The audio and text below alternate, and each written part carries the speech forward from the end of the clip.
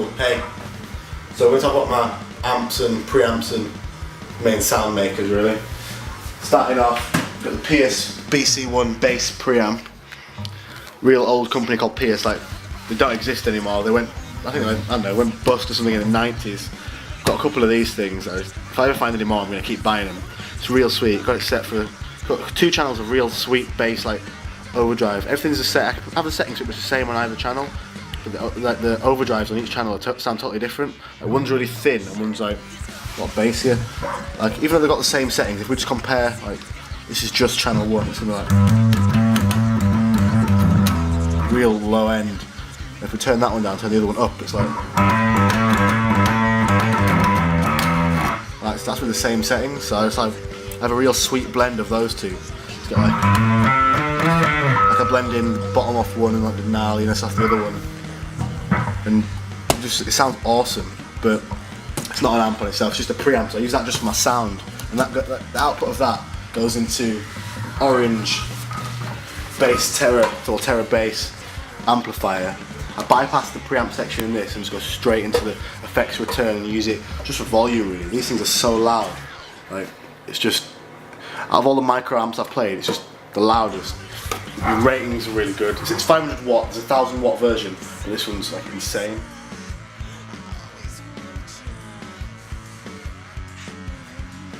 Right, so barefaced cabinet. This thing, they're all handmade down, well not handmade, but made by a guy down south called Alex, and he's got a small team of people down there. But these things, I've heard about them, people always say like, oh, like the best things now, it's like new technology being used in music cabs, which is always, people always think the old vintage ones are going to sound the best.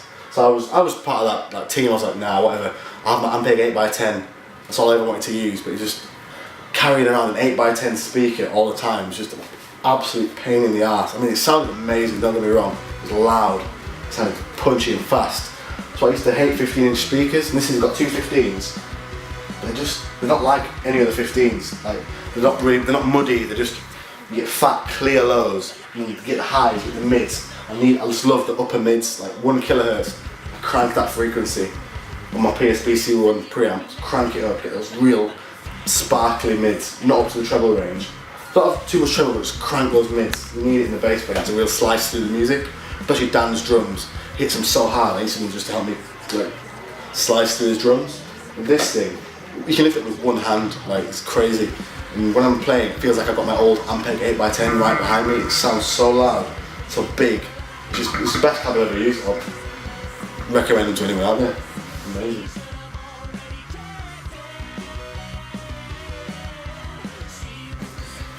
Right, pedals. Where to start with this thing? I work on this thing all the time. I'm always pulling stuff off, putting things on. Just year after year, I'm messing with something, trying to find the right sound. So it's really crazy setup now. So basically, right, we'll start at the beginning. From the bass, go in at the back here. This bass goes straight in. That goes down into this. This is just like a bypass looper, so it helps me control some of my pedals from the front of the board. So in it, I've just got my overdrive goes at the end. One of my synths.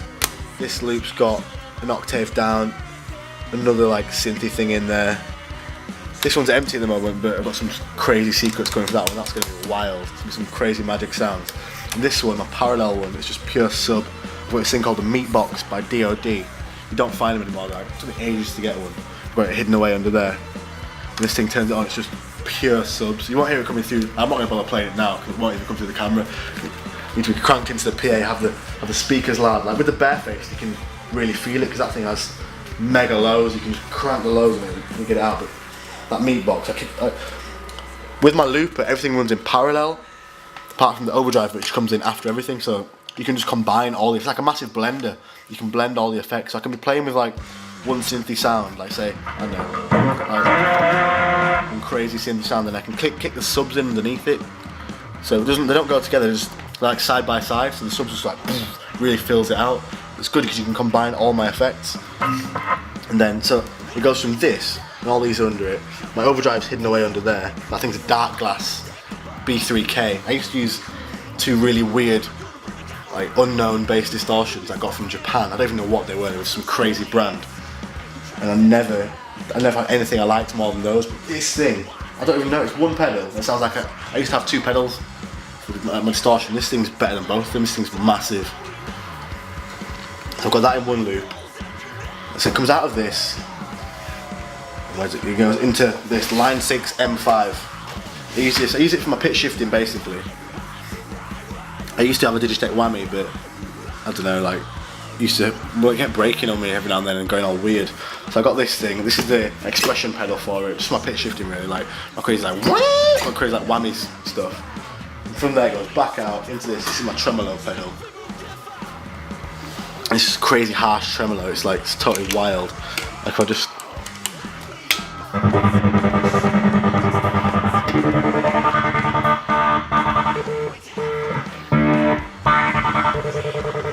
it's got this crazy, like, you can change the pulse width on it, so it's like you can get it really choppy, like almost like helicopter blades, like you can get it really wide, and it's just like it's the best tremolo I've ever used. Like it's really harsh. I like real harsh, choppy tremolos. I don't want anything smooth and pulsy. That's what, like basically like helicopter blades. That's what I like. So that goes into that. Then I've got a Boss loop station. Just got this today actually. I'm just using that for like looping weird stuff in between songs, like weird phrases, you know, I don't know. Yeah, excuse me. Oh, there's some already in there, but yeah. So yeah, I already had something on it saved, but I'm just going to loop weird stuff in between songs, you know, to like, give it a bit more atmosphere. So that goes into that. What else we got? That's the last thing before the preamp. We've got delay as well. Delay comes before the looper. This thing, made by a company called, what is it? It's an Echo Baby delay made by Lovepedal. This is like a real small delay, but it sounds so weird. It's like got modulation. One knob, two little trim pots at the back to adjust other settings, but it's just sounds crazy, like really weird. And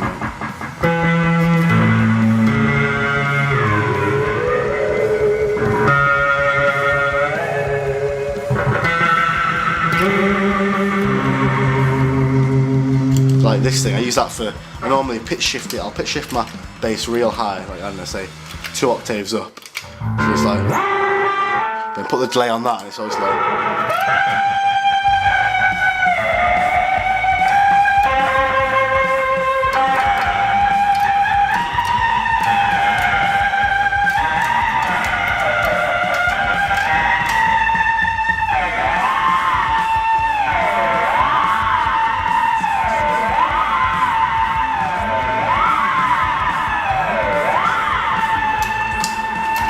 That thing. If you listen to the first track on the album, there's loads of sweet overdubs. Like after it's like real. I used basically the Line6 in the delay for some real high pitch shifting overdubs.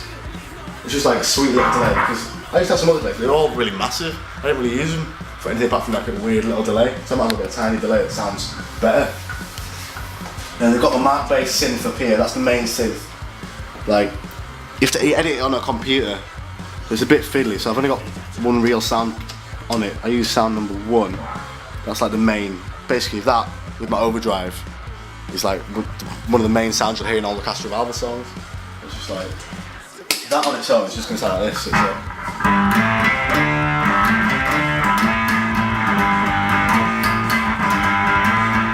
but if I can always put on the overdrive with that. So it's always like.